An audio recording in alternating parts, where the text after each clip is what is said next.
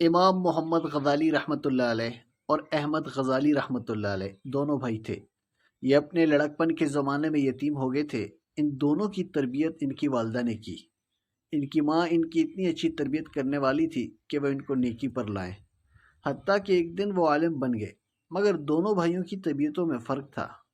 امام غزالی رحمۃ اللہ علیہ اپنے وقت کے بڑے واعظ اور خطیب تھے اور مسجد میں نماز پڑھاتے تھے۔ ان کے بھائی عالم بھی تھے اور نیک بھی تھے، لیکن وہ مسجد میں نماز پڑھنے کے بجائے اپنی الگ نماز پڑھ لیا کرتے تھے۔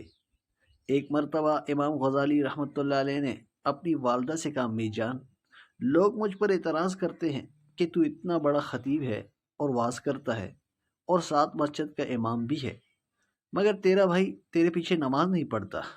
امی، آپ بھائی سے کہیں کہ وہ میرے پیچھے نماز پڑھا کرے۔ ماں نے بلا کر نصیحت کی۔ چنانچہ اگلی نماز کا وقت آیا تو امام غزالی رحمۃ اللہ علیہ نماز پڑھانے لگے اور ان کے بھائی نے بھی آ کر ان کے پیچھے نیت باندھ لی۔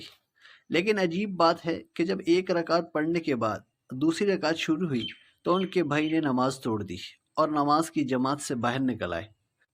اب جب امام غزالی رحمۃ اللہ علیہ نے نماز مکمل کی، ان کو بڑی تکلیف محسوس ہوئی۔ وہ بہت زیادہ پریشان ہوئے، لہٰذا افسردہ دل کے ساتھ گھر واپس لوٹے۔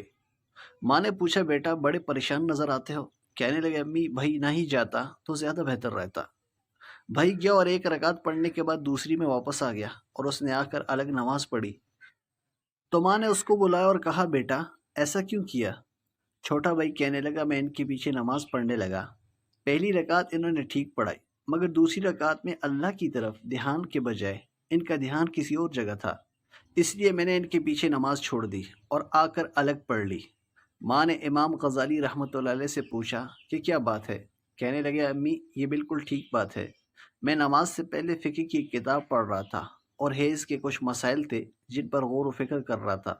جب نماز شروع ہوئی تو پہلی رکعت میں میری توجہ اللہ میں گزری، لیکن دوسری رکعت میں وہی حیض کے مسائل میرے ذہن میں آنے لگ گئے، اس لیے تھوڑی دیر کے لیے ذہن دوسری طرف متوجہ ہو گیا، اس لیے مجھ سے یہ غلطی ہوئی۔